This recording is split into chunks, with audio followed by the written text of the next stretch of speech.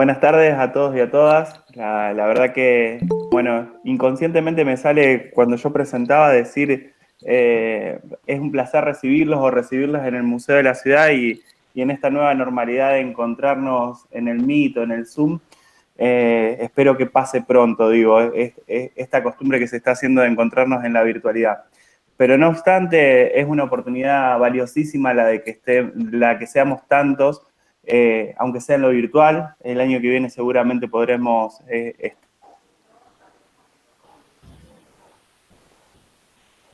en eso soy muy optimista y es lo que anhelo y lo que anhelamos y deseamos todos. Mientras tanto tenemos que seguir cuidándonos un poquito más.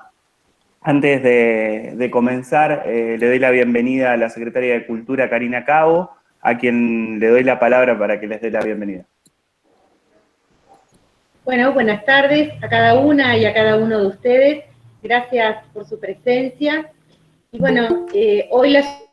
ciudad está enmarcada, como bien decía Nico, en una gran crisis, no solo local, sino también mundial. Una crisis sanitaria, económica, una crisis a la que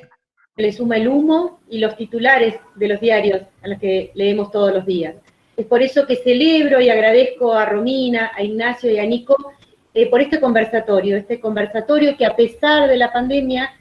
nos puede hablar de lo que fue el comienzo de Rosario, cuando ya en 1852 el gobernador Domingo Crespo declaró ciudad del Rosario de Santa Fe a esta Villa del Rosario. Una población que se fue configurando alrededor de la capilla y luego de un incipiente puerto, y que luego fue testigo de la creación de la bandera. Yo quiero agradecerles una vez más y pedirles que, como nos dice todos los días el intendente Hapkin, que sigamos siendo rebeldes, que los rosarinos sigamos poniéndole garra a esto y sigamos tolerando estos tiempos en pos de lo que vendrá. Y como bien dijo, vamos a 40 años del Museo de la Ciudad y vamos a tirar la casa por la ventana, vamos a abrazarnos y vamos a celebrar esto. Mientras tanto, les doy la bienvenida a los especialistas, les agradezco la presencia a cada uno de ustedes y disfruten de la charla. Buenas tardes. Gracias, Karina. Bueno, ya lo adelantó Karina, el año que viene el museo cumple 40 años, que para nosotros es muy especial, ¿sí? Los 40 años de historia. Pero enfoquémonos hoy en el 5 de agosto y como le di la bienvenida a Karina, le doy la bienvenida a Romina Garcilaso, a Pablo Mercado y a Ignacio Lardizábal. Los presento brevemente a cada uno, un poco el esquema y la estructura. Hoy es que nos metamos bien de lleno en la mitad del siglo XIX, que pensemos este 5 de agosto como un parteaguas, como algo que ha dividido la historia de Rosario, que siempre los rosarinos y las rosarinas tenemos esta cuestión de los orígenes, de repensarnos en los orígenes e ir en esa búsqueda de la no fundación, pero podemos decir que esto que pasó el 5 de agosto allá hace 168 años, iba a decir 1852, pero ya hace 168 años, ha sido es el motor que ha catapultado a Rosario a la ciudad puerto, a la ciudad moderna que hemos conocido en todo el desarrollo de la segunda mitad del siglo XIX y obviamente en todo el desarrollo que es un poco más cercano y que lo conocemos durante el siglo XX. Romina Garcilaso es doctora en historia, yo diría desde lo más cómodo, el perfil académico duro, si se quiere, si me permite nombrarlo así, porque es investigadora, porque trabaja a partir del rigor histórico estricto que los historiadores solemos tener y que nos va a enmarcar bien en ese mediados del siglo XIX y nos va a llevar a ver cuáles eran las condiciones y cuál era la situación de por qué Rosario se declara ciudad. Pablo Mercado es arquitecto de formación, se dedica a eso, se dedica a la arquitectura, pero es un apasionado de la historia de Rosario. Y yo diría, claramente, si tuviera que definirlo, primero es una persona muy conocida en el ámbito cultural y destacada por su accionar y por su participación y por lo activo que es en ese campo cultural, pero fundamentalmente porque es un militante lo hablábamos el otro día con Pablo, hace más de 20 años que yo diría milita el 5 de agosto como pocas personas en Rosario conozco. Así que bienvenido, Pablo, y va a ser un placer escucharte. Ignacio Lardizábal es del equipo del museo, lo tenemos más a mano, más cerca, con Nacho compartimos todos los días de trabajo, es profesional en historia también y es el que tiene la responsabilidad desde hace un año que ingresó al museo el archivo Mikelevich, de volverlo accesible. Obviamente la accesibilidad es pensando en la digitalización de ese archivo, en la investigación, y sobre todo ahí meternos de lleno en la perspectiva de Vladimir, que es como se llama nuestro museo de la ciudad, y es lo que nos enmarca, y también sabemos lo polémico que era Vladimir Mikelevich, y esa es la parte interesante que Nacho hoy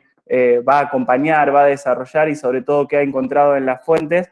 que la pandemia lamentablemente ha destrozado nuestros planes de trabajo con respecto a este proyecto de accesibilidad del archivo para todos los rosarinos y todas las rosarinas que tienen mucha ansiedad desde hace un tiempo. Nosotros el año pasado, el 7 de septiembre, inauguramos una muestra de Mikelevich que puso en tema la importancia del archivo, y el gran desafío que tenía el museo este año era hacerlo accesible. Estamos camino en eso. Esperamos que la pandemia pase pronto para ir cumplimentando esas etapas que nos propusimos internamente.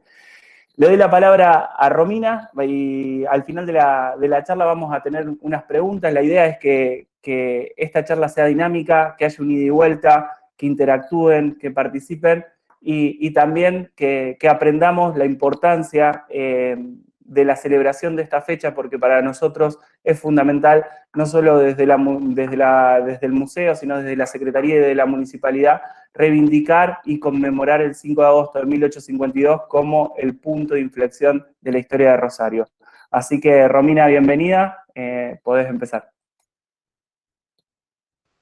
Bueno, ahí estoy, tengo habilitado mi micrófono, no sé si se escucha bien, si se ve bien. Bárbaro. Perfecto. Bueno, ante todo, buenas tardes para todos, para todas, para todes. Espero que estén bien en este momento tan difícil que nos toca atravesar. Agradezco en primer lugar a los integrantes del Museo de la Ciudad, a Ignacio, que fue el que primeramente se contactó conmigo,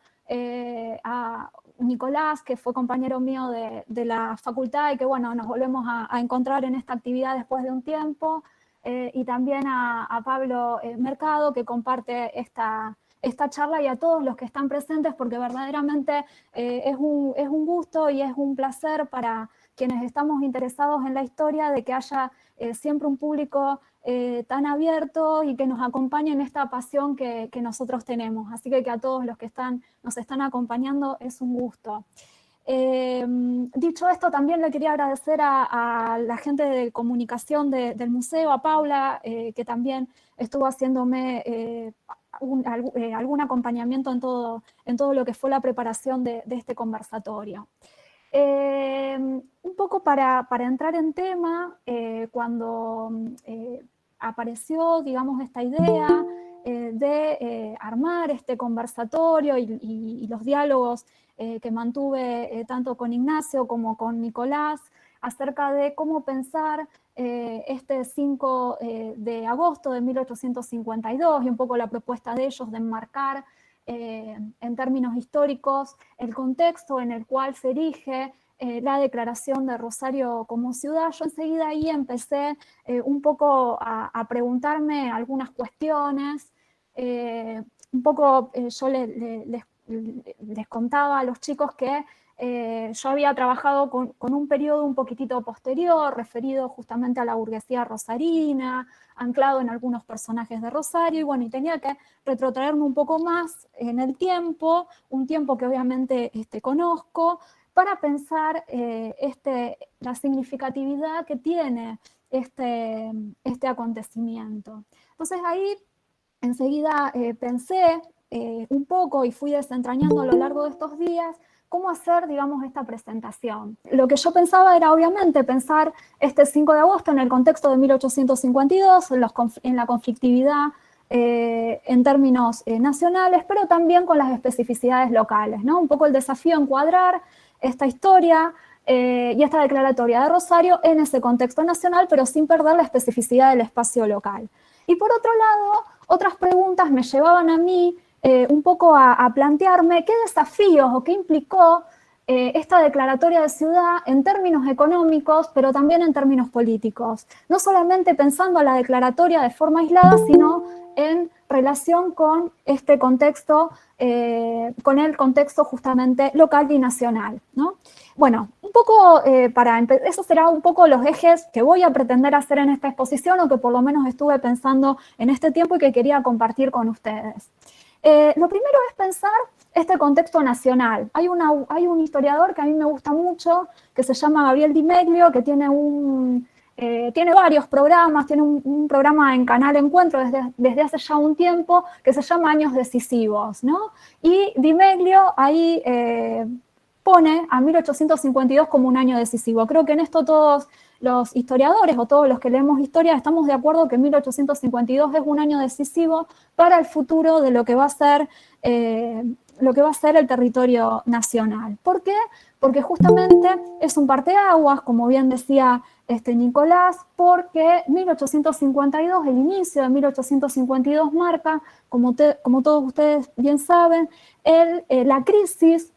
de la hegemonía rosista, el triunfo de Urquiza en Caseros a principios de 1852, y a partir de 1852 y por buena parte del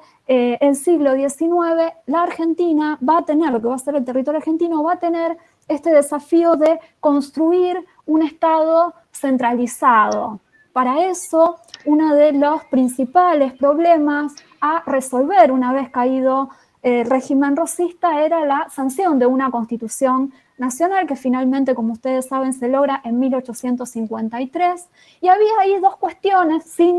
como ustedes también saben, sin la firma de Buenos Aires, y ahí había un problema, o varios problemas en realidad, a resolver que tenía que ver, resumido y principalmente, con esta forma de gobierno que finalmente iba a tomar la nación argentina. Y ahí aparecía una cuestión no solamente en términos políticos, sino en términos económicos. Nosotros sabemos que el rosismo había implicado para las provincias del interior un fuerte posicionamiento y control desde Buenos Aires a través de su aduana, la imposibilidad de la libre navegabilidad de los ríos para el comercio exterior. Todo esto había provocado obviamente serias dificultades a las provincias del interior y obviamente también a Rosario. El proceso que se abre a partir de 1852, contrariamente a lo que había sucedido anteriormente durante el régimen rosista, le abre a Rosario una serie de posibilidades, ¿no? ¿Por qué? Porque como muchos de los autores justamente indican, Rosario forma parte, y su puerto, forma parte de ese proyecto político y económico que se va a erigir en las manos de Urquiza a partir de 1852. Sin embargo, y esta es una respuesta, un lineamiento que nosotros podemos seguir y del que después voy a hacer referencia, pero para entender ese pedido de Urquiza para erigir justamente a Rosario como ciudad en 1852, me parece que también es importante retrotraernos o algunos acontecimientos que enmarcaron ese triunfo de Urquiza un poquitito antes, a fines de 1851, y que tuvo a la ciudad como protagonista, y que de alguna manera esos acontecimientos permiten explicar, de algún modo, junto con esto que yo decía anteriormente, pensar a Rosario formando parte de ese proyecto político-económico de la Confederación al mando de Urquiza, como dos elementos que sirven justamente para entender por qué se establece y se pide esta declaración de Rosario como ciudad. Y ese acontecimiento al que yo me refiero está justamente imbrincado con la participación que tuvo la ciudad de Rosario, el vecindario de Rosario, buena parte del vecindario de Rosario, en lo que fue el triunfo de Urquiza sobre Rosas. Como ustedes saben, Entre Ríos se había aliado a Corrientes, Urquiza se habría pronunciado contra Rosas y había conformado su ejército grande junto con Brasil y con el apoyo de Brasil, lo que era la banda oriental. En ese momento necesitaba Urquiza justamente invade Santa Fe para hacer su paso hacia Buenos Aires. La provincia, el gobernador de la provincia, que era aliado justamente a Rosas, en esa oportunidad Echagüe, establece un mandato por el cual justamente refuerza, ¿sí?, todas sus voluntades para ejercer una defensa a favor de Rosas y va justamente a tomar todas las medidas, represalias y medidas que sean necesarias para evitar cualquier sublevación en contra de Rosas y a favor de Urquiza. El pueblo de Rosario, hacia fines del 51, toma la decisión de no hacer caso omiso a esas disposiciones a nivel provincial y se produce un levantamiento. Formalmente la ciudad, de buena parte del poblado, se pronuncia formal y públicamente contra Rosas, a favor de Urquiza, y esos acontecimientos le van a permitir justamente a Urquiza poder en un territorio estratégico como el santafesino, por Rosario, para llegar a Buenos Aires, dirigir su artillería hacia Buenos Aires y finalmente posibilitarle o facilitarle, entre otros factores, su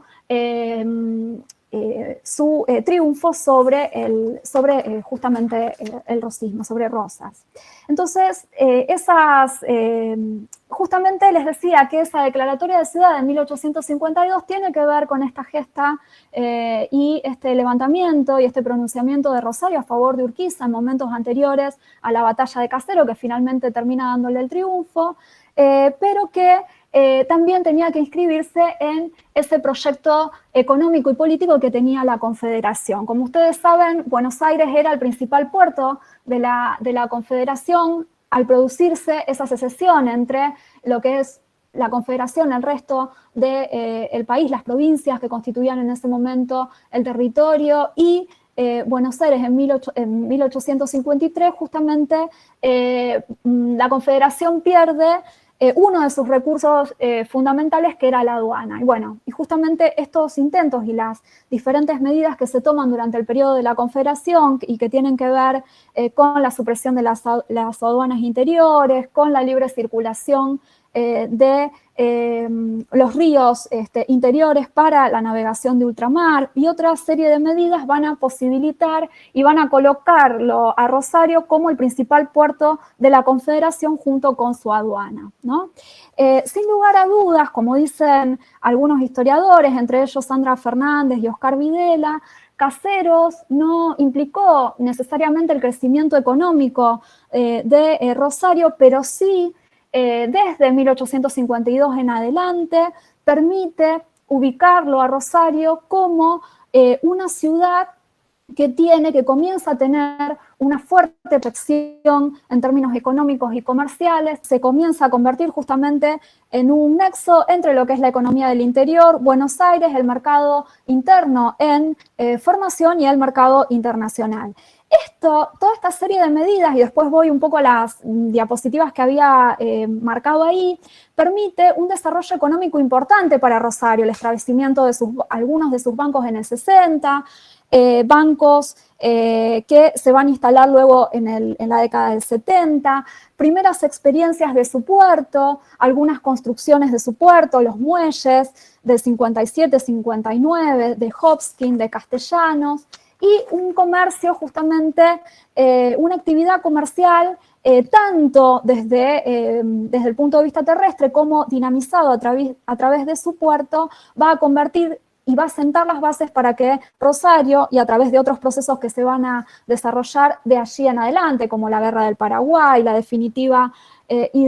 desarrollo del modelo agroexportador argentino, que tiene a la zona del litoral y a La Pampa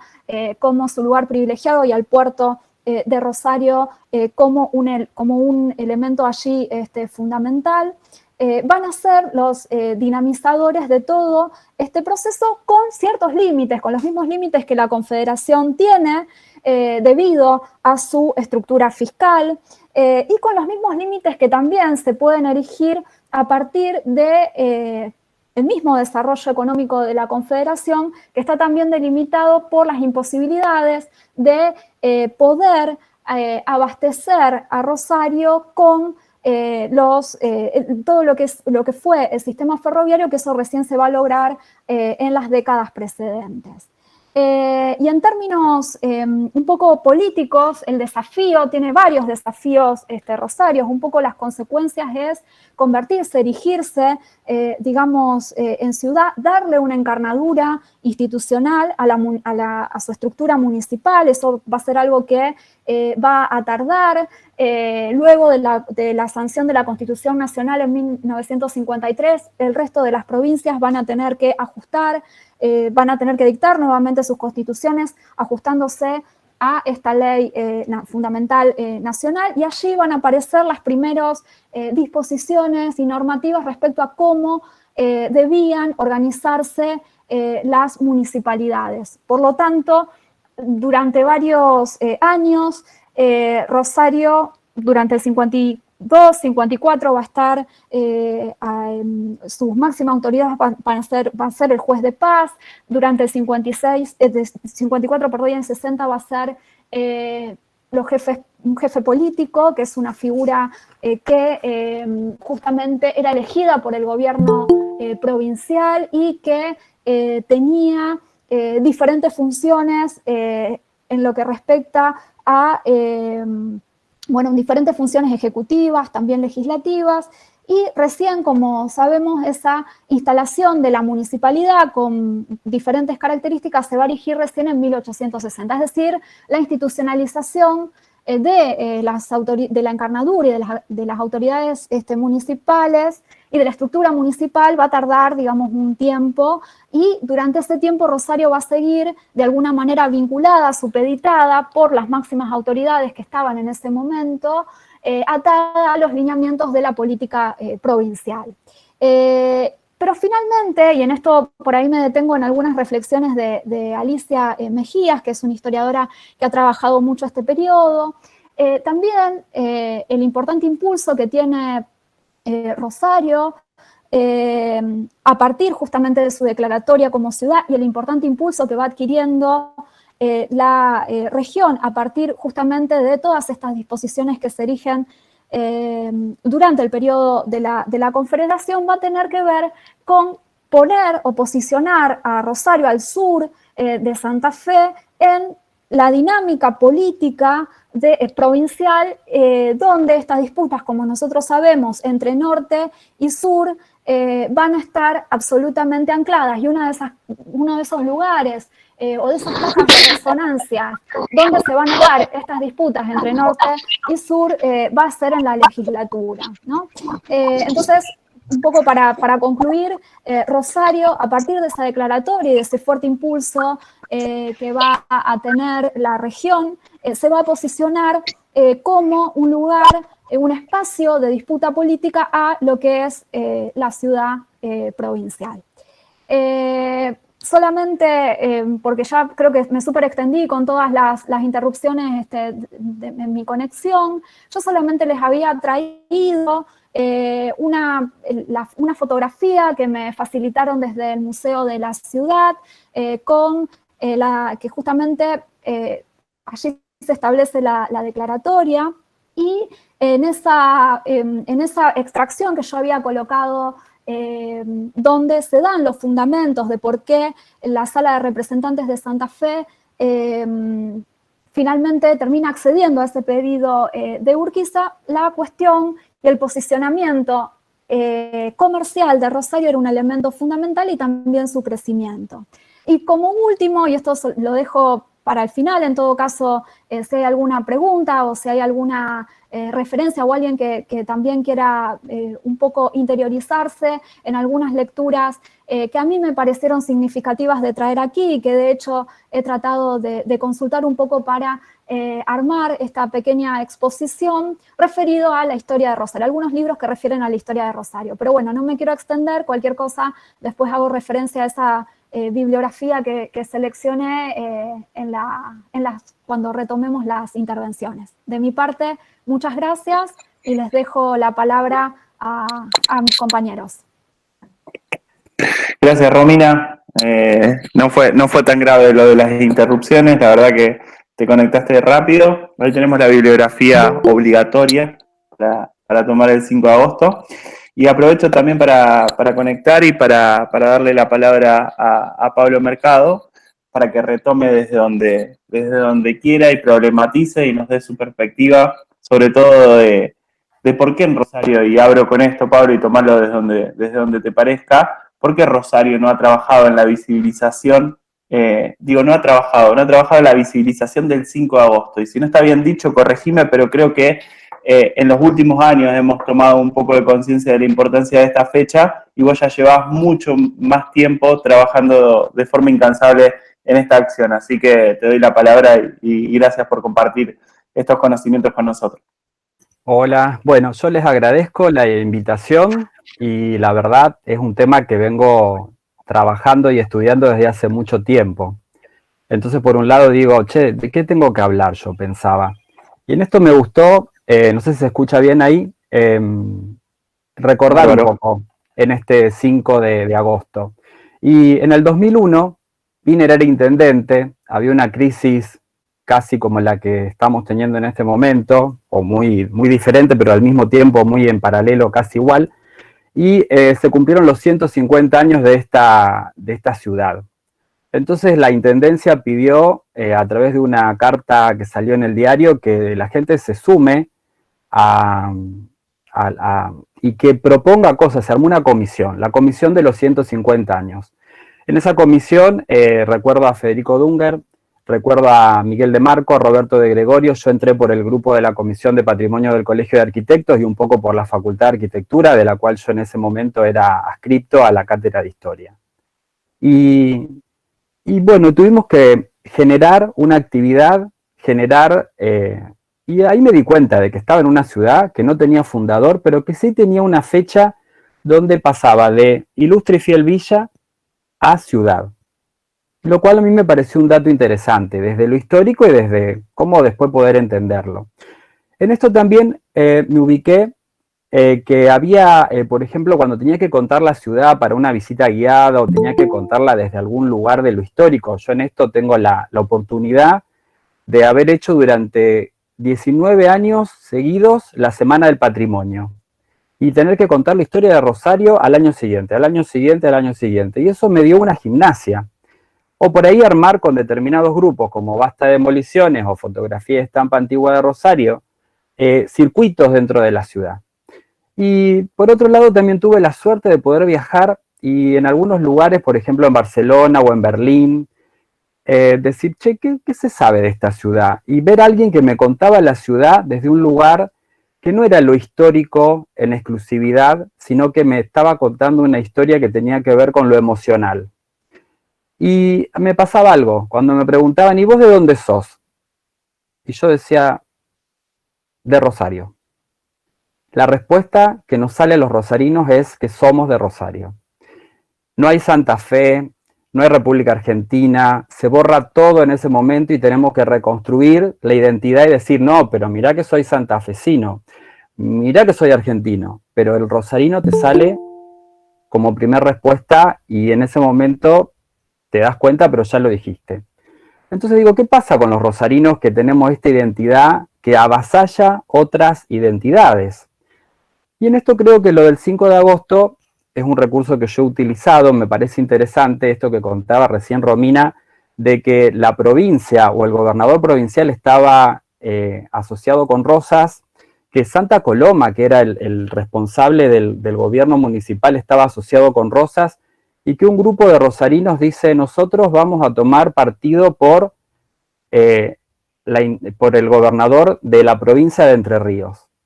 Y en esto, políticamente, vos me pusiste en un lugar que problematice, y yo me voy a poner en ese lugar, Nico. Y siempre me he divertido, por ejemplo, en escribirle en Twitter a los aspirantes a concejales o los concejales electos, y preguntarles que el Consejo Deliberante, voy a hacer la forma con la mano, estoy en la calle Córdoba, tengo la calle 1 de Mayo y la calle 25 de Diciembre. Y en un momento así de picardía les digo, ¿y por qué se llama 1 de Mayo? ¿Y por qué se llama 25 de Diciembre? Y en algún Twitter he tenido la respuesta maravillosa de alguna concejala o concejal diciéndome por Navidad y por el 1 de mayo, el Día del Trabajador. Y bueno, a mí me produce sensaciones eso, o sea, es como decir, pero qué inocencia que estemos en ese lugar, ¿no? Y en esto siempre juego con esto del 5 de agosto y es una oportunidad, o sea, para meter el 1 de mayo como un momento donde la ciudad no asocia, por ejemplo, con una calle. Y acá me pasaría un PowerPoint que tengo armado, que espero que funcione. Y voy a entrar con esto. Perdón, tengo que entrar desde acá. Ahí es donde empiezo a jugar. Denme un segundito.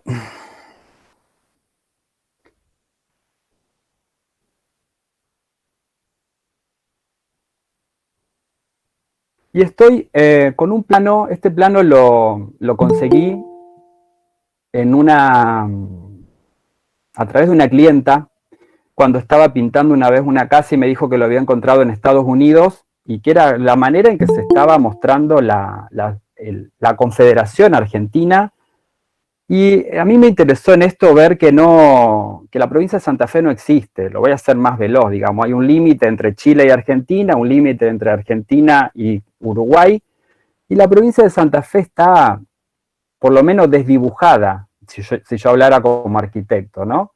Y en esto me pareció interesante lo que cuento a veces de que el río era el lugar donde se comunicaba el norte y el sur, era la vía de comunicación, y la provincia de Entre Ríos tiene límites sobre nuestra costa, sobre esa costa hoy santafesina.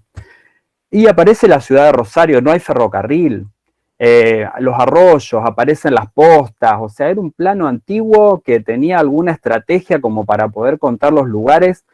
pero donde la provincia de Santa Fe como entidad política no aparece. O sea, esto era como si fueran ciudades-estado o territorios donde los límites a veces era más importante un río que un límite político. Y a mí me pareció interesante esto, o sea, de cómo entender la ciudad de Rosario en ese punto. Paso a un plano que para mí es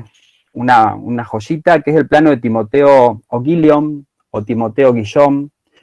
donde habla de los caminos, en vez de las calles, los caminos. O sea, hay un camino a San Nicolás, a Ladillo, un camino real, el camino que va a Córdoba. Después yo hablo acá, por ejemplo, de las provincias amigas, que son La Rioja, San Luis, San Juan, aparece Santa Fe, Córdoba, también como caminos y al mismo tiempo como provincia, y aparece un dato que es San Lorenzo. Puede ser el camino a San Lorenzo o puede ser la batalla de San Lorenzo. Pero me pareció interesante este plano en un momento donde la ciudad no llegaba ni siquiera hasta la laguna de Sánchez, la laguna que tenemos hoy, donde hoy es la plaza que está en la Plaza Sarmiento. Y en esto me pareció siempre como poder ubicarnos. Antes de la Confederación, esta era la ciudad con la que se encuentra Timothy O'Guillon como ingeniero municipal y tiene que lidiar, como cualquier ingeniero municipal hoy, con una traza donde hay una zona que está más marcada la irregularidad cerca de la plaza, a lo mejor por alguna donación o por algún camino, puede ser como el de Córdoba, el de Santa Fe y el que iba a Buenos Aires, que no iban por donde la traza de la calle pedía, sino que era un camino. Y en esto a mí me pareció interesante también, como dijo Romina, el tema de la Constitución. Argentina con J, editada en la ciudad de Corrientes, en la provincia de Corrientes, y en esto el año 1853. Si juego con la fecha, yo diría de que si el pronunciamiento fue el 1 de mayo de 1851, la Constitución se va a promulgar de esa confederación el 1 de mayo del 53, lo cual es un objetivo, es una decisión, y si estuviéramos jugando al fútbol, el mismo día que yo te dije que te iba a ganar, ese día te planto la Constitución en tu propia cancha. Entonces me pareció como algo que era interesante. Y acá voy a seguir, cuando pueda pasar de imagen, ya estoy casi, a una ciudad ideal, donde se van a trazar plazas, donde van a haber determinados edificios como el teatro. Acá ya aparece una aduana que es la aduana de la Confederación, pero donde esa ubicación en el territorio de algo real que tenía Timothy O'Gillion. Acá es como que de pronto yo puedo pensar de que esta ciudad se puede expandir hasta no sé, hasta la cordillera, si sigue creciendo así. Y tengo solamente el límite del río. En esta ciudad donde aparecen los cuadraditos de cada manzana, el puerto, aparece la palabra puerto. A mí me pareció siempre interesante ver cómo la ciudad empieza a afianzar en ese territorio una traza y no tiene manera de pararla. Pero me vuelvo a los nombres.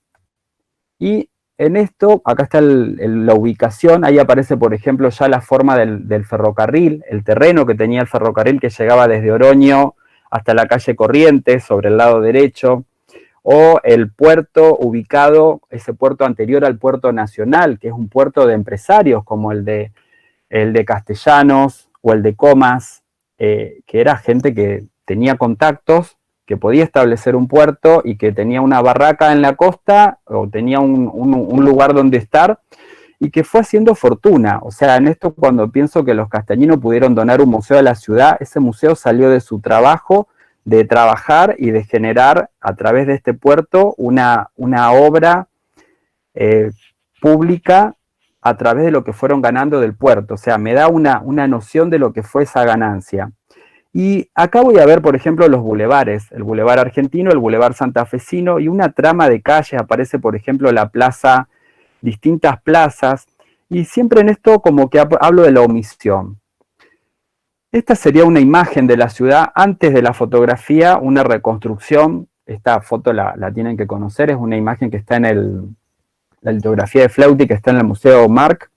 y donde la ciudad también se va perdiendo en ese territorio, donde aparece el barco, el puerto, la bajada Sargento Cabral, que en ese momento era la bajada grande, y el edificio de la aduana. Y en esto me parecía como muy interesante las calles de Rosario, o sea, qué pasaba en esto, y creo que la Confederación, si bien hay una constitución y la guerra o el enfrentamiento es entre Urquiza y Rosas, Rosario es el lugar donde esa constitución va a permitir que crezca una ciudad. O sea, si nosotros no tenemos fundador, sí tenemos una ley que es esa constitución que nos permite ser el punto a donde llegan los barcos, y si bien había puerto para pasajeros, no había puerto comercial hasta el momento en que aparece la aduana. Esta aduana que la van a construir ya no es la aduana de Danuncio, la primera aduana, sino la segunda, la de Aber y Kilber, son los arquitectos de la nación, es del año 70 y pico. Y en este plano, esto es una joyita que no sé de dónde la saqué, y hago un zoom, aparece, por ejemplo, determinado nombre en la calle, como puede ser el nombre, cambiaron, digamos, el 1 de mayo, tengo el 25 de diciembre, y aparecen otras calles que simplemente tienen la palabra calle, calle, calle, o sea, queda como una grilla en blanco que cuando algo me pase en mi historia lo voy a poder ubicar en ese lugar. Esto me pareció interesante también como una historia que no está terminada de contar. Este plano es de 1870. Y en esto, cuando hacemos por ahí las recorridas, voy a volver a salir de acá. Cuando contamos la historia de Rosario, en un punto, es interesante ver cómo había determinadas calles, como por ejemplo Libertad, que era la calle Sarmiento, pero era la libertad del tirano Rosas, o poder pensar que teníamos la calle Progreso, o la calle Comercio, la calle Orden, que no son en sí cuestiones concretas, que yo podría atrapar, como por ejemplo, no sé, ponerle a una calle un nombre de algo que sea tangible. Son intangibles, son ideas. Aparecen 4, también la Independencia, que era la calle España. Y en esto creo que nosotros los rosarinos estamos como si fuéramos, no sé si vieron la película El Código Da Vinci, donde de pronto la ciudad tiene un código y ese código está tapado. Si yo voy caminando por la calle, me encuentro con 3 caminos, tengo Córdoba, Buenos Aires, Santa Fe, me encuentro con ideas intangibles como progreso, comercio, como tener también determinadas ideas que tienen que ver con la ciudad. Y en esto siempre me pareció como interesante la identidad de los rosarinos sobre esta idea de la Confederación y, bueno, y darle un apoyo a eso.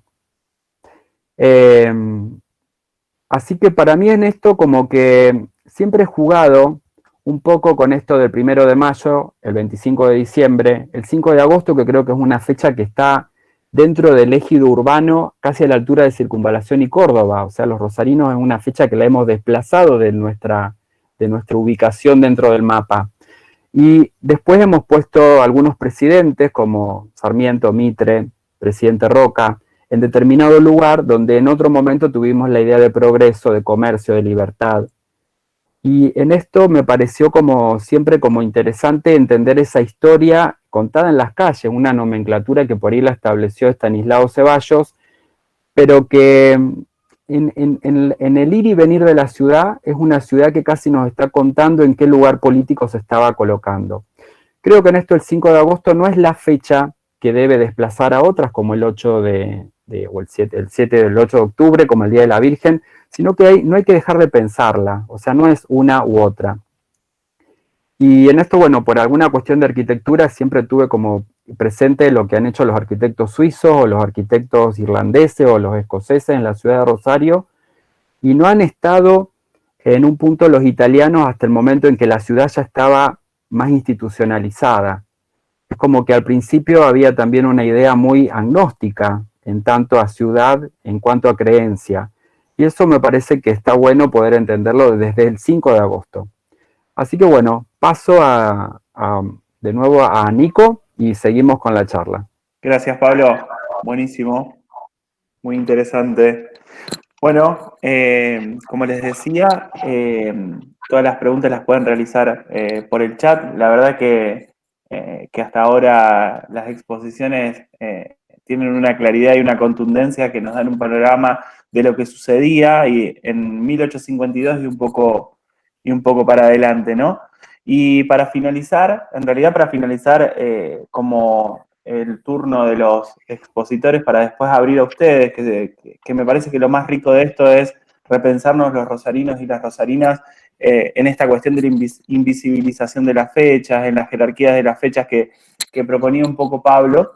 Pero como decía al principio, Ignacio Lardizábal tiene la tarea de trabajar con el archivo Mikelevich en el Museo de la Ciudad, que para nosotros es un desafío importantísimo. Y el otro día me tocó dar una charla acerca de los orígenes de Rosario, que yo no lo vivo como algo tan traumático, que no hayamos tenido un origen en donde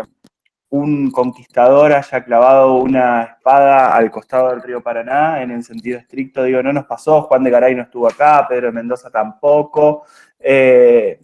no tuvimos ninguno de ellos. Y Vladimir fue uno de los que más buscó esa situación. Creo que a Vladimir sí lo perturbaba. ¿O no, Nacho? Bienvenido, te doy ya la palabra para que comiences. Gracias. Hola, buenas noches ya para todos. Espero que se escuche bien, porque estoy sin micrófono directo, pero bueno, creo que va bien. Sí, efectivamente, bueno, en este caso yo lo que voy a hacer va a ser retomar un poco todo lo que fuimos buceando en el archivo Mikelevich, que claramente es un monstruo que nos ha llegado y bueno, hay que empezar a desarrollarlo, a trabajarlo, a encontrarle todas las aristas que tiene, porque efectivamente, bueno, quienes hayan estado en la exhibición de Mikelevich, creo que han visto migajas de lo que efectivamente es un archivo extremadamente grande con más de 2.000 publicaciones de revistas y más de 50.000 fojas de documentos. Ahí, bueno, a medida que yo vaya hablando van a ir apareciendo algunas imágenes. Principalmente yo quería rescatar, a partir de lo que estuvimos trabajando en el archivo Mikelevich, específicamente lo que hable de la fecha relacionada al 5 de agosto, pero a su vez, cada vez que íbamos hacia el 5 de agosto nos encontramos que Mikelevich, en realidad, como decía Nico, su preocupación, así como la de otros historiadores que fueron contemporáneos a él, un poco anteriores también, es un poco dilucidar y que fue específicamente también una problemática muy a principio de siglo, que bueno, se relaciona un poco con lo que decía Pablo respecto a la elección de fechas, es tratar de entender un poco el origen de la ciudad, su desarrollo y claramente sí que esto creo que es una variable que corta todas las exposiciones, que efectivamente el 5 de agosto de 1852 es un parteaguas. Si bien, bueno, hay otros historiadores que hablan que la ciudad ya venía creciendo, no es que es una explosión, sino que ya venía con cierta importancia, pero claramente hay un quiebre en la historia de Rosario. Sin embargo, como le decía, Vladimir, junto a otros historiadores, tratan de ubicar un poco hacia atrás la historia de Rosario, específicamente para analizar un poco el tema de fechas. Yo ahí fui haciendo, y van a ir viendo una serie de imágenes. En un primer momento, lo que están viendo hacia el lado izquierdo es una carpeta de las cientos que tenía Mikelevich en su archivo personal, un poco organizadas, un poco menos organizadas, mezcladas temáticamente, pero bueno, estaba más allá del tamaño del archivo, bueno, es lógico que haya algunas cosas que por ahí no están, pero estas cosas sí están divididas temáticamente, como es una carpeta basada en los orígenes, donde nos encontramos con una serie de documentos que hablan un poco de esta decisión política o no política, laica, religiosa, de tratar de ubicar una fecha para darle una fundación a la ciudad, como si tener o no una fecha de fundación nos va a marcar a nosotros la importancia de una entidad como es una ciudad del tamaño de Rosario desde hace más de un siglo, bueno, que es entre la segunda, esa pelea entre la segunda y la tercera ciudad en importancia a nivel país. Entonces me parecía bien arrancar por esta cuestión del tema de los orígenes, porque específicamente Vladimir llegó al punto de viajar un poquito después de mediados del siglo XX al Archivo de Indias, a Sevilla, a tratar de rastrear, a ver si efectivamente era real o no que Godoy había fundado la ciudad de Rosario a partir del asentamiento de indios cachaquíes cercanos al Carcarañá, de la cual se desprende la Virgen del Rosario, la cual da nombre a la capilla y bueno, y luego al curato, etcétera, etcétera, y que lógicamente hoy en día le da nombre a la ciudad. Y esa historia es una historia que había sido retomada por Tuella, que es hacia principios del siglo XIX, una de las primeras personas que escriben sobre la historia de Rosario. Luego fue desmentida por otros historiadores y después fue ratificada en parte la parte de la existencia de los indígenas del pueblo originario cachaquí, cercano a Rosario, efectivamente, pero es desmentida la ubicación de 1725 como fecha de fundación. Y esta fecha había sido tratada de establecer a principios del siglo XX, junto con otras fechas, coincide un poco en el ámbito en el cual también se piensa al 20 de junio como el hito histórico de Rosario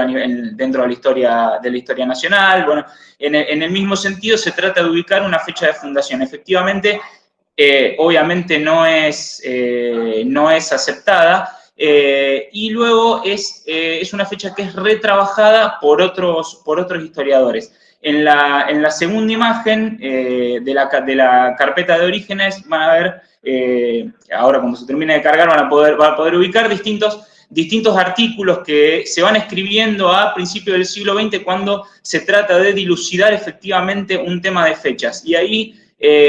vamos a tener la visión de historiadores profesionales, semiprofesionales, un poco de oficio, etcétera, que tratan de ofrecerle a los políticos rosarinos una fecha válida para pensar el inicio de la ciudad. Y nos encontramos con un texto de Chaparro, que es una persona con la cual Mikelevich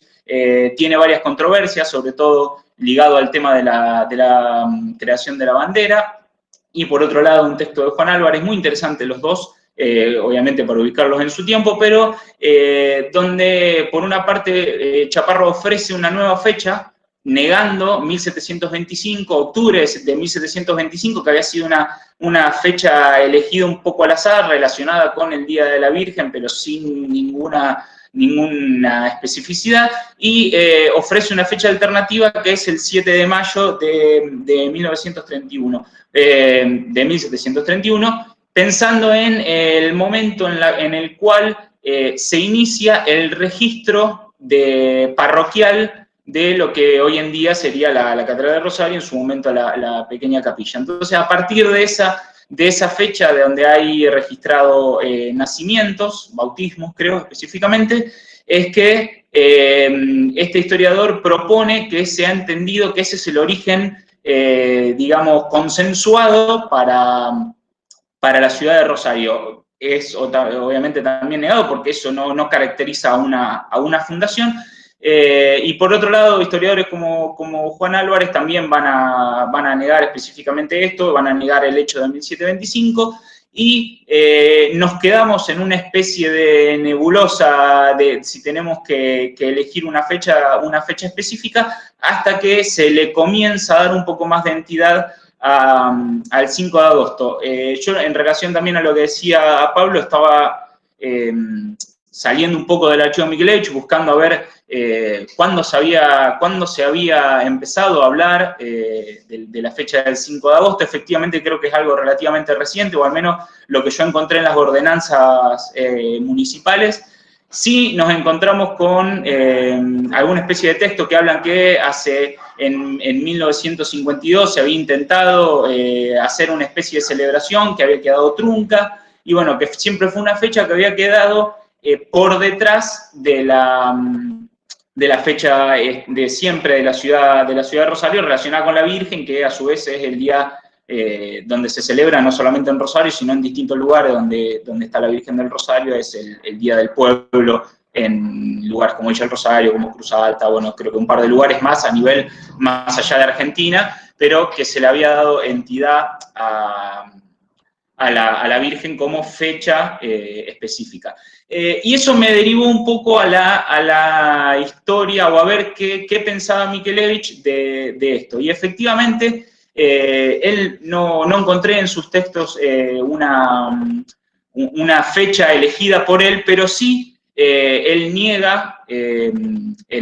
categóricamente en una serie de artículos que Rosario tenga una fundación, como se había hablado en algún momento anterior a 1852, y presenta así la fecha del 5 de agosto como efectivamente la fecha en la cual Rosario se va a exponenciar a partir de su declaratoria como ciudad. Y particularmente tiene una especificidad. La mayoría de sus artículos, ahora van a poder ver en la foto número 3, bueno, es una foto que está bastante chiquita para lo que lo ven ustedes, pero se puede compartir. Esto es parte de su archivo, pero a su vez también eran varios artículos que estaban publicados usualmente en la revista Historia de Rosario, donde Vladimir fija la importancia de 1852, y la fija sobre todo frente a la necesidad de Rosario de crecer y de sacarse un poco esa dependencia automática que tenía hacia la ciudad de Santa Fe, lo cual es un tópico que está bastante presente en sus textos. No solamente es patrimonio de Mikelevich, sino de otros historiadores de la época, que ven en la historia de Rosario la lucha de una ciudad que nace por sí misma, que se va poblando de a poco, que tiene un poblamiento bastante regular durante el tiempo y que va a explotar a partir de mediados del siglo XIX, pero que siempre estuvo a disposición de, digamos, los caprichos de la capital provincial, que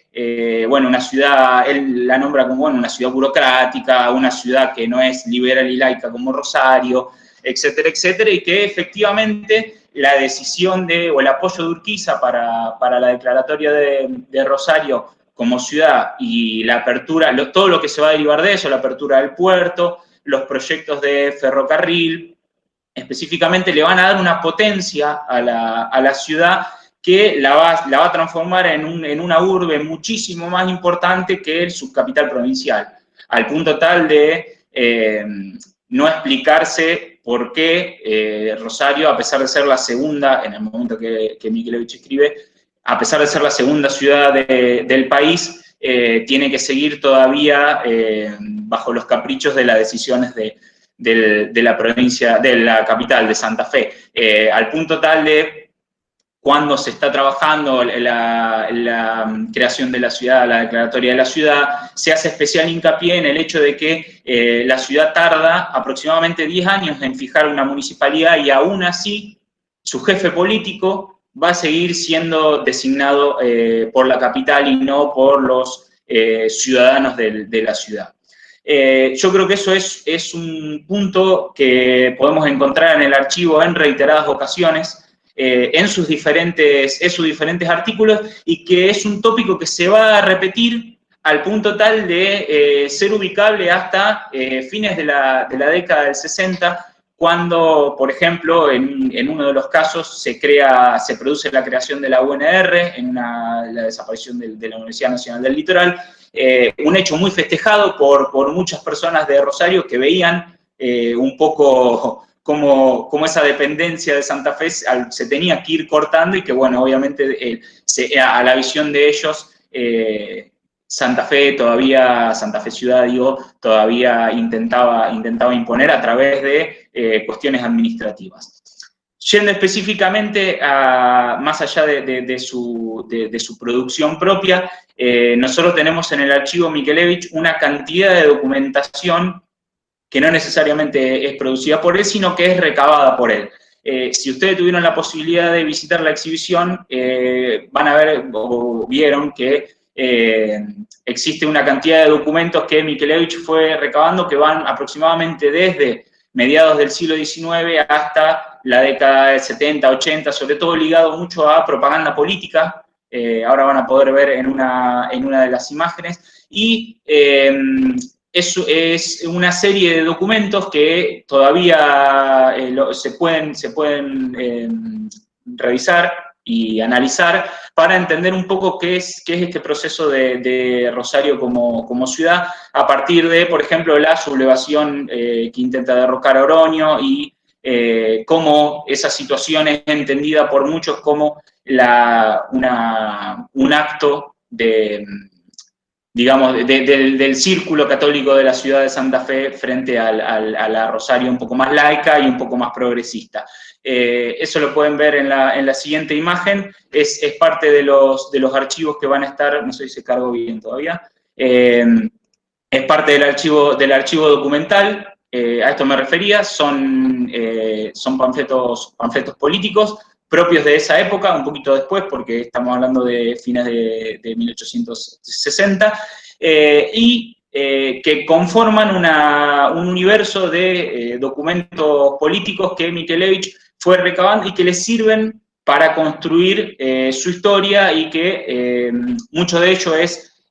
visible en sus diferentes artículos, pero hay parte que no ha quedado y por suerte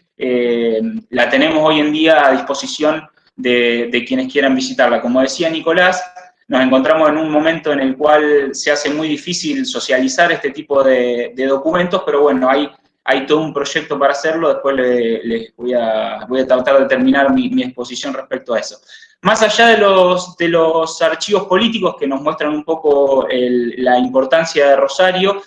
hay una obra específica de Mikelevich que se puede ubicar en la revista Historia de Rosario, que es la historia del tramway. Cuando yo estaba tratando de buscar en el archivo, me encontré que muchos de los escritos se relacionan con la historia del tramway, que es una serie de artículos publicados por Vladimir Ahí, que sirvieron a su vez de base de uno de los libros, creo que Romina recomendó, que es el de la historia del transporte, me parece que vi la tapa ahí,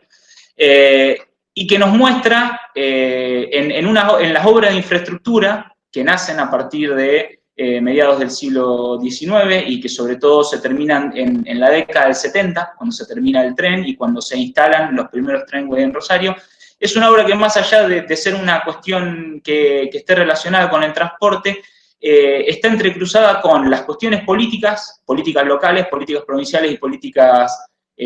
nacionales. Está cruzada también por una lógica empresarial, porque la historia de los servicios públicos,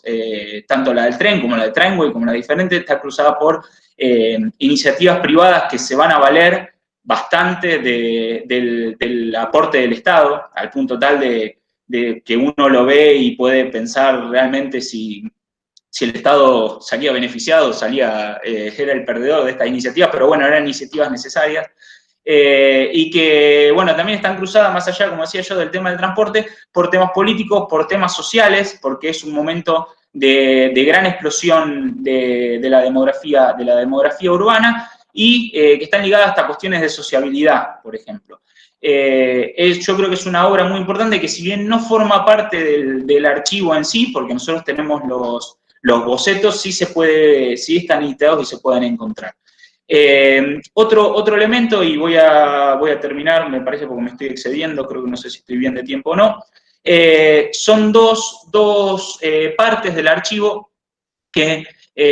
son especialmente iconográficas, digamos, son imágenes que sirven un poco para ilustrar cómo se transformó Rosario. Nosotros tenemos una idea a partir del plano de Grondona, que mostraba antes Pablo, de que se pensaba una ciudad extremadamente expandida hacia 1870 y que había crecido, bueno, y ese crecimiento lo podemos ver a través de las diferentes colecciones de mapas y planos que Vladimir Mikelevich fue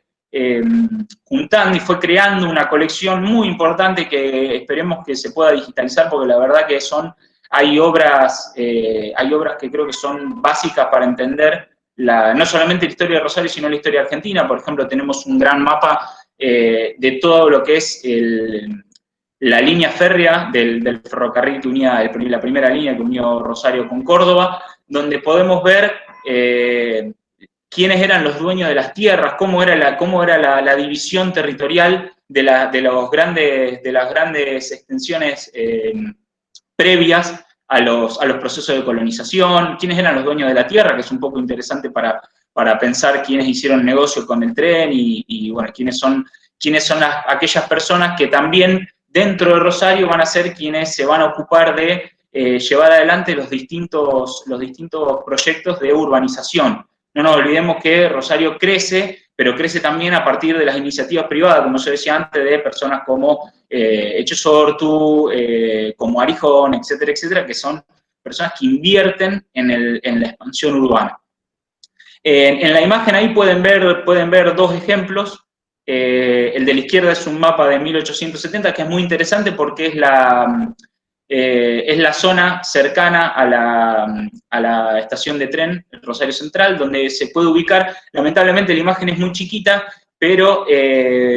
los indicadores nos muestran que hay muchísimo territorio, a pesar de ser lo que hoy en día consideraríamos microcentro, hay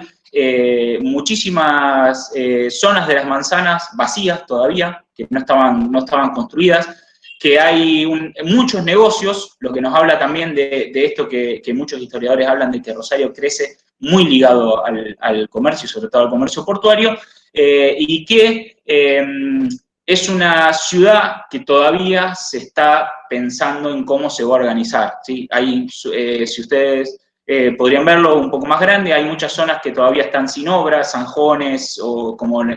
aparecía en el mapa de Grondona, Laguna de Sánchez, etcétera, etcétera. Quiere decir que es una ciudad que todavía está en expansión, y esa expansión va a estar muy ligada a las obras de infraestructura. Un poco diferente es la imagen que vemos a la derecha, que ya sí es más de fines del siglo XIX, que es la zona de Alberdi y Polo Sorrento, previo a la unificación con Rosario. Y por último, les quería hablar de la colección iconográfica, que es también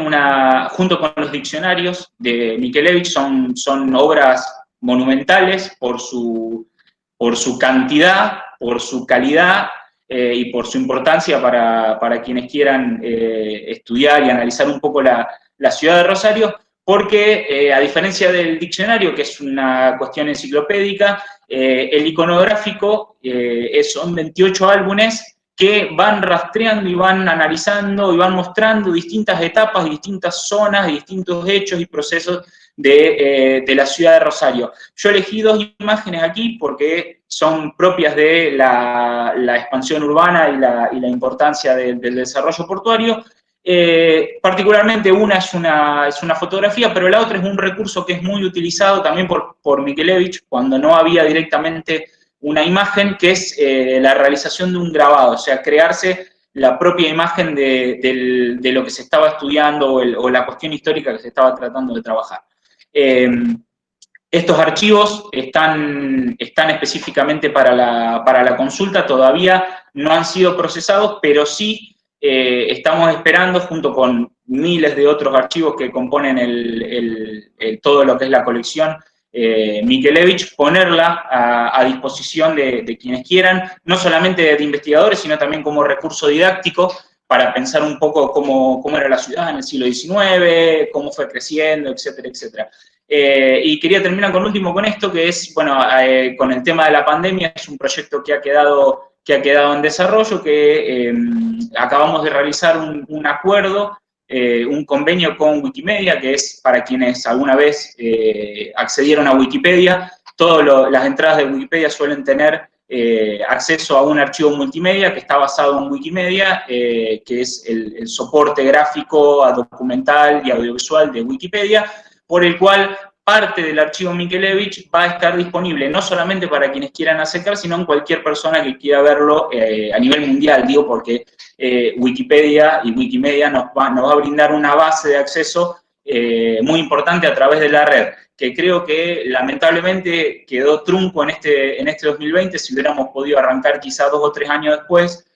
antes,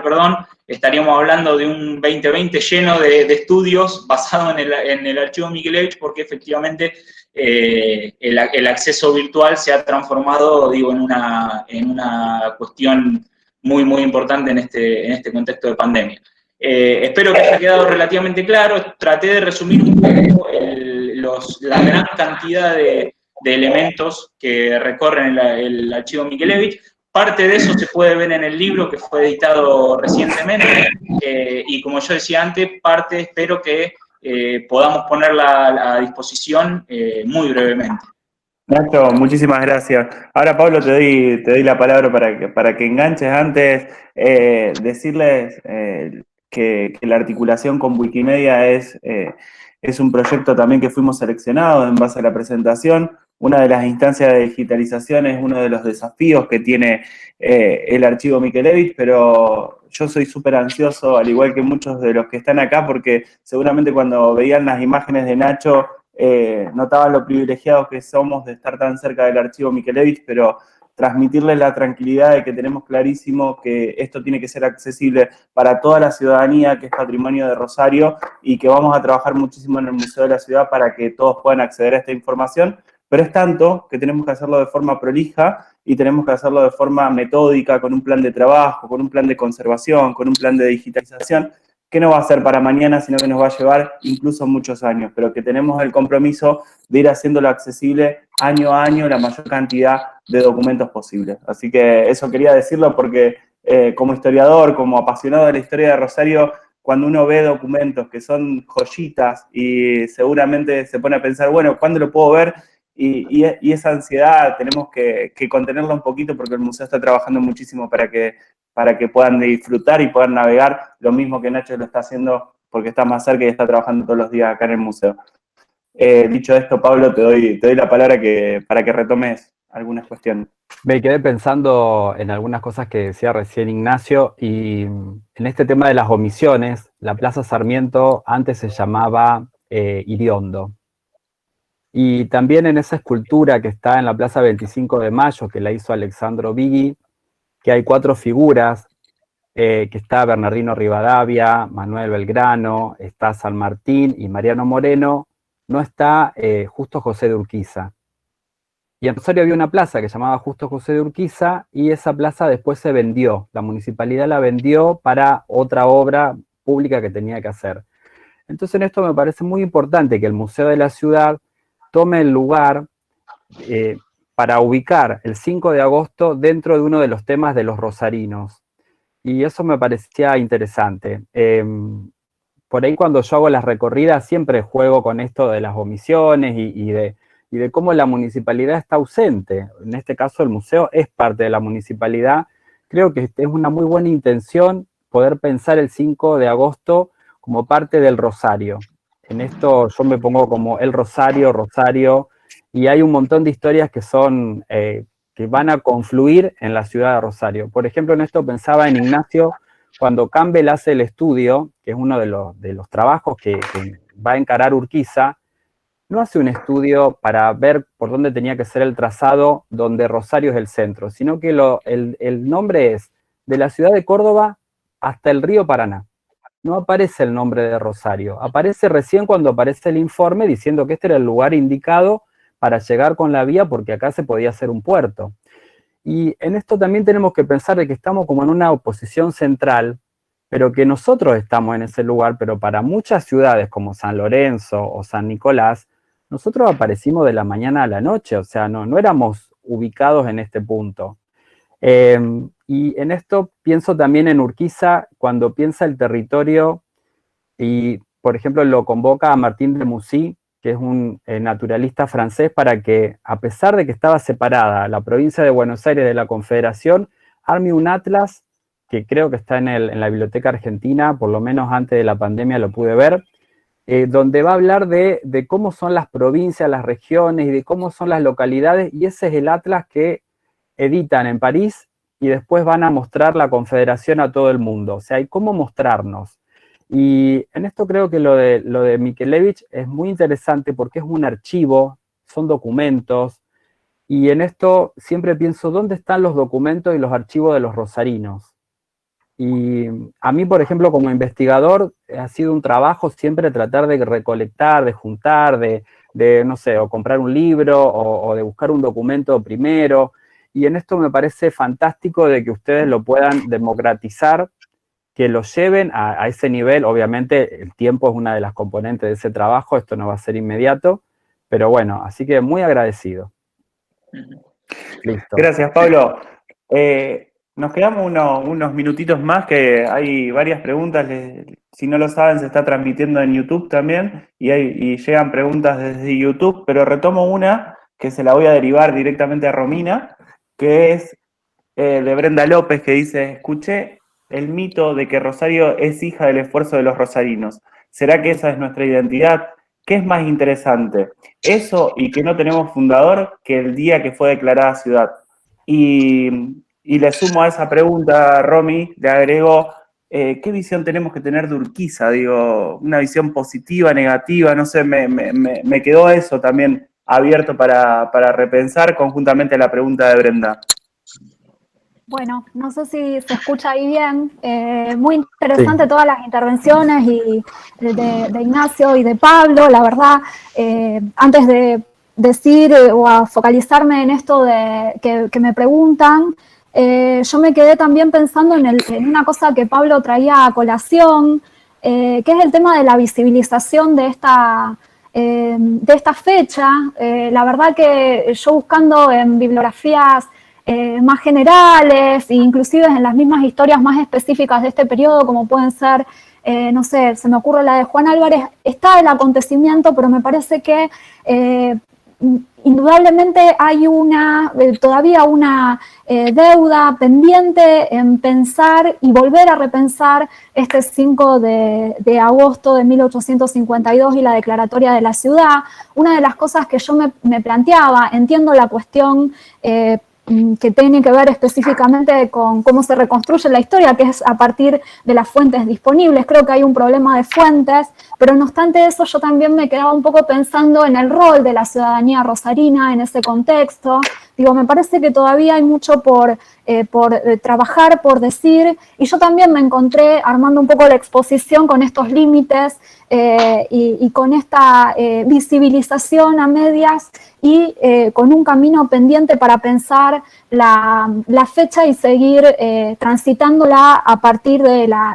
los rigores que la investigación histórica requiere. Ojalá que, bueno, un poco también las puntas que ustedes han tirado y la misma recopilación y a lo mejor el archivo también Mikelevich nos sirve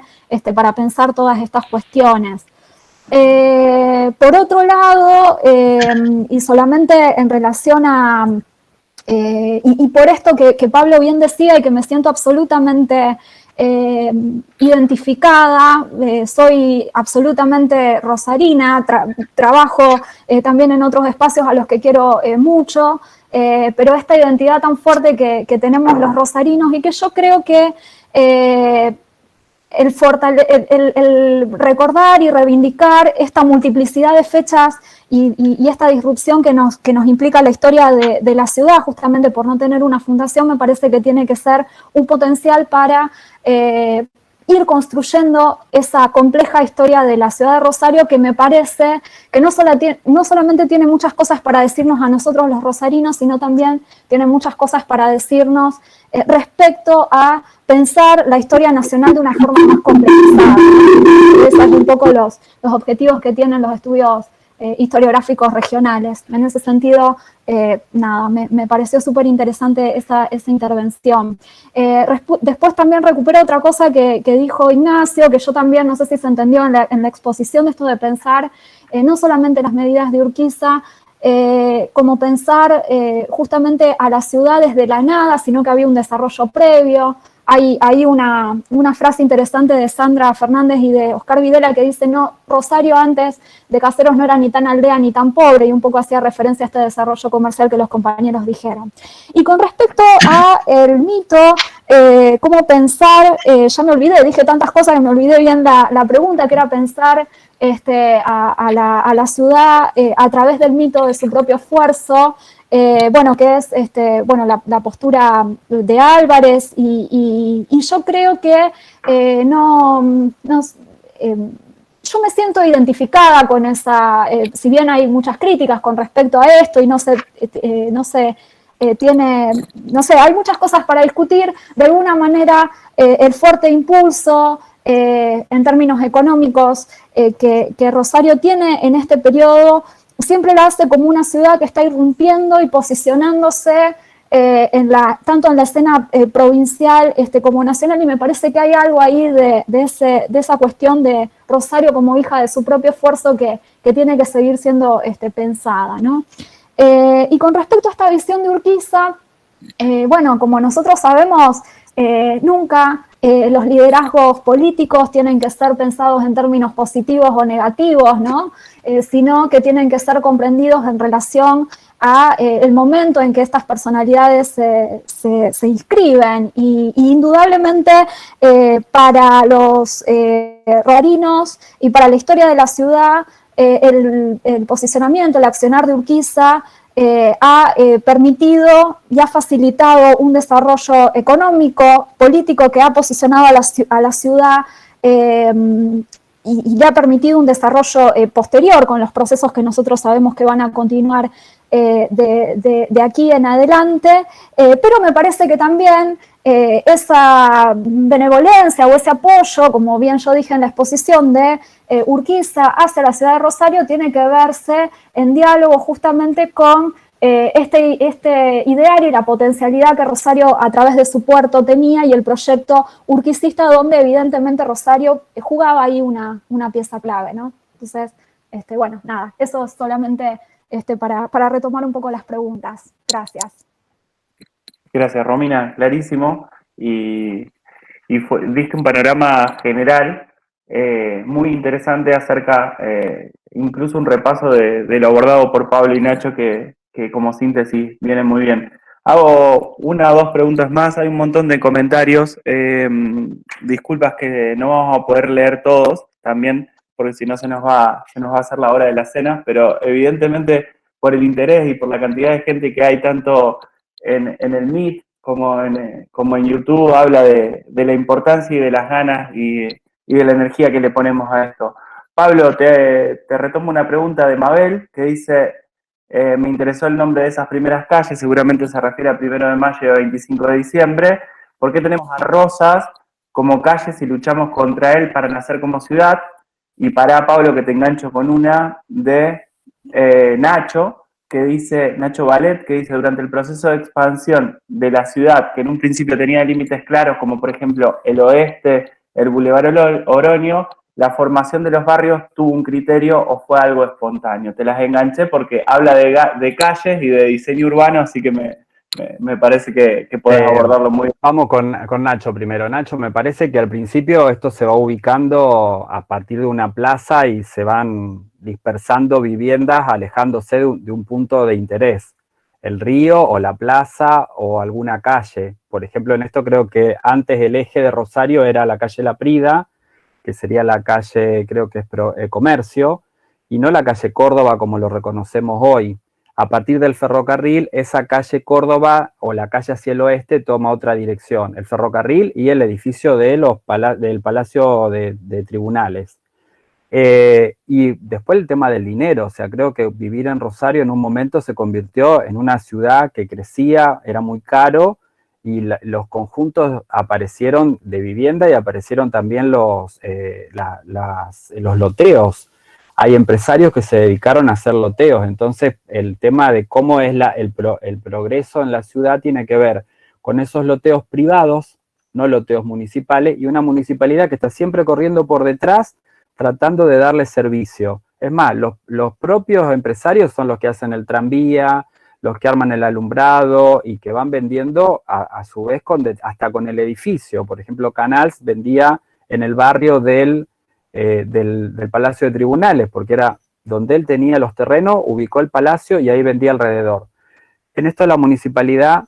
está todavía como tratando de resolver eso, si me pongo al día de hoy. Y por otro lado, Mabel, vos me estás metiendo en un lío, porque yo creo que, bueno, hay unas calles que uno las ve románticamente, Córdoba, Santa Fe, Buenos Aires, después te puedo decir Progreso, Comercio, Libertad, libertad del dictador, no la libertad francesa de libertad e igualdad, sino es la libertad de Rosas. Y en ese punto también el orden, como los brasileños con el orden y progreso, y otra calle que es Independencia.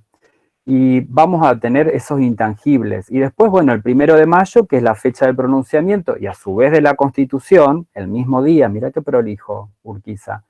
Y el 25 de diciembre, que no es Navidad, es el día que pasa, como contaba recién Romina,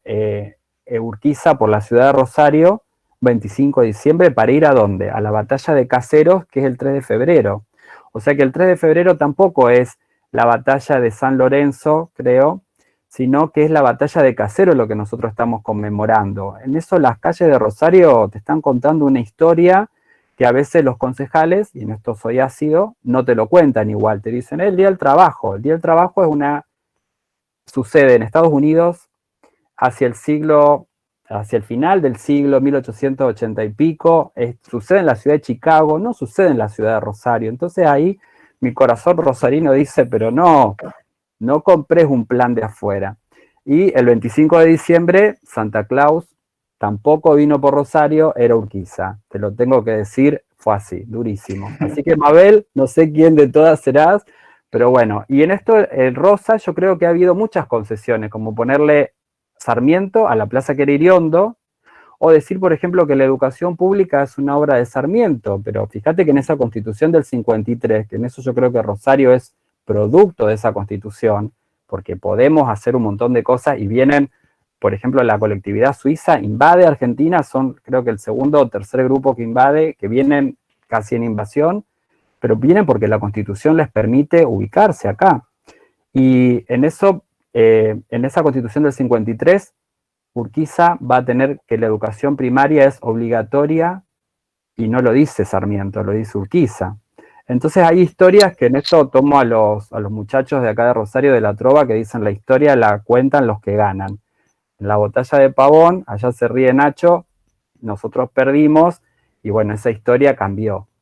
Entonces nosotros como rosarinos podemos rescatar parte de eso y me parece bárbaro que el museo tenga ese lugar y que los ciudadanos salgamos a hacer la recorrida por esta ciudad tan federal también, ¿no? Así que bueno, Mabel, espero que esté de acuerdo y Nacho espero que también. Hacemos una última pregunta y les pido disculpas a todos los que siguen preguntando y por ahí no lleguemos por tiempo también, para repetirlo y para retomarlo seguramente el año que viene con más fuerza y seguramente de forma presencial. Sigo con el optimismo yo. Nacho, una pregunta para vos de Fede Dunger, que lo conocemos todos. Fede es otra de las personas que conjuntamente con Pablo ha trabajado muchísimo en la visibilización del 5 de agosto. Pregunta, la municipalidad ha digitalizado gran cantidad de periódicos rosarinos antiguos. Tengo entendido que Vladimir tenía en su poder una importante colección, también rescatada por él. ¿Los de la Muni son esos o hay más? ¿estos se encuentran dentro de todo lo recolectado por el historiador? A ver, qué pregunta difícil. Nosotros no tenemos recortes de diarios, no tenemos diarios en sí dentro de lo que viene al archivo. Creo que en vida Mikelevich donó al Museo Histórico, si no me equivoco. No sé si también habrá donado al Consejo de Mujeres, que es otra de las instituciones que tienen uno de los primeros diarios, un diario hermoso, que es el Diario de la Confederación, el diario que editaba Urquiza, que está en muy buenas condiciones, por suerte, porque creo que es invaluable. Creo que Vladimir los había donado a la colección y están hoy en día en guarda del Museo Histórico. Creo que no sé si no fue una donación previa a la existencia del Museo de la Ciudad. Nosotros, al menos en nuestro archivo, tenemos muchísimos diarios, pero son diarios que el propio Mikelevich rescataba porque él quería sacar algo y quería comentar o corregir o polemizar con alguna parte del escrito que había en ese diario, pero no tenemos diarios en sí. Y perdón, me sumo a lo que antes decía Pablo, respecto a lo del 25 de diciembre, Mikelevich trabajó durante muchísimo tiempo como una de las personas encargadas de darle un nombre a las calles relacionado con la nomenclatura, por lo tanto en el diccionario tenemos muchísimas esas explicaciones de las nomenclaturas, y hay una persona que hablaba en una de las preguntas respecto al hueco de Cardoso, bueno, que es el momento en el cual Rosario decide seguir a Urquiza. Bueno, es parte de uno de los mitos fundacionales que toman muchos historiadores, Mikelevich incluido, como el momento en el cual Rosario se piensa a sí mismo como un ente a futuro, es como una especie de, sí, digamos, un mito fundacional. Junto con la fecha 25 de diciembre, ese pronunciamiento, la presencia de Sarmiento editando un pasquín, un diario, un pasquín creo que era, en el sur de lo que hoy en día sería el sur de la ciudad, donde había montado una imprenta, y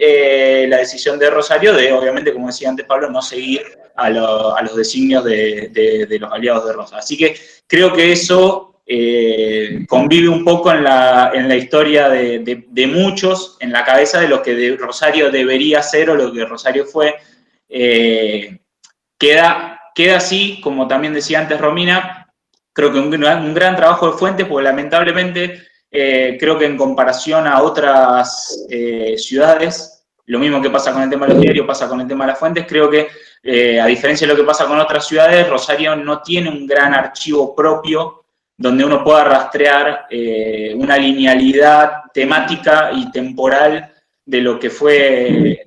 la ciudad, o el poblado, la villa, el curato, etcétera, etcétera, al punto tal de que, como yo le decía antes, Mikelevich, para sacarse la duda, termina yendo a Sevilla. Digo, no sé si habrá sido necesario, quizás los documentos estaban en otro lado, pero bueno, fue su decisión. Y esto va un poco en contra de lo que pasa con otras ciudades que sí por ahí tuvieron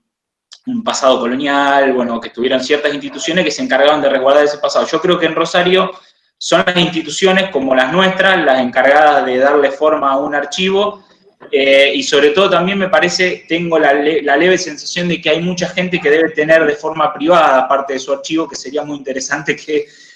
pase a ser público, como está pasando hoy en día, como va a pasar con Mikelevich. Pablo, sí, no sé si vos querías decir algo. Recién pensaba en esto de los archivos. Yo creo, bueno, que nosotros no tenemos una experiencia de archivos porque no somos la capital de la provincia, pero bueno, tenemos que ir generando archivos propios y al mismo tiempo no desechar los antiguos, porque muchas veces yo veo bibliotecas que renuevan y al mismo tiempo que van generando un nuevo espacio, van poniendo en el volquete lo que van sacando. O sea, es durísimo, pero bueno, hay que generar. Sevilla, por ejemplo, cuando hicimos la guía de la Junta de Andalucía, la guía de Rosario de Arquitectura, si bien tiene estos archivos de la época colonial, tiene hoy por hoy la guía de todas las ciudades que fue inventariando dentro de esa guía de arquitectura. Y eso lo guardan en Andalucía y lo guarda la Junta de Andalucía en la ciudad de Sevilla. O sea que siguen complejizando sus archivos. Nosotros también tenemos que tener eso. Y en esto pensaba, me parece bárbaro, vuelvo a pensarlo de nuevo, que la municipalidad se habilite y que no quiere decir que no sea, por ejemplo, en esto, con el 20 de junio, si es el Día de Rosario o el Día de la Virgen, creo que son días que se complementan. Tenemos la suerte de poder elegir en eso y de poder complejizar el día nuestro. Y, por ejemplo, en esto yo creo que los capitalinos de la ciudad de Santa Fe, que tienen la Constitución, la tienen que dibujar porque todavía no la encuentran, no saben cómo hacer para que ese día se convierta en el día de su ciudad. Nosotros en esto, el 5 de agosto, la verdad, nos sale fácil. Lo podemos encontrar hasta en el nombre de las calles, o sea, está escrito. Y bueno, los invito cuando podamos romper un poco este tema del aislamiento y poder salir a hacer un recorrido que un clásico, ya voy casi por el año 18, me falta uno más y llego al 19 y después al 20. Siguen. Pablo, Nacho, Romina, ¿querés decir algo y ya cerramos? Sí, solamente con respecto a los archivos, coincido lo que se dijo. Obviamente, el archivo de Santa Fe, según la temática que nosotros buscamos, es ineludible para trabajar Rosario también. Hay muchos archivos. Yo sobre todo trabajé segunda mitad del siglo XIX sobre empresarios, burguesías. Hay mucho para trabajar, archivo de tribunales, histórico provincial, el mismo Consejo Deliberante. Pero no quiero dejar de destacar, porque siempre que busco y según mi línea de mis temáticas de investigación, hay un espacio de Rosario que me sigue siempre sorprendiendo gratamente, y que es la Biblioteca Argentina. La Biblioteca Argentina, hay una documentación también muy valiosa, y me parece que todavía, no sé, yo siempre me sigue sorprendiendo por el material que tiene, no solamente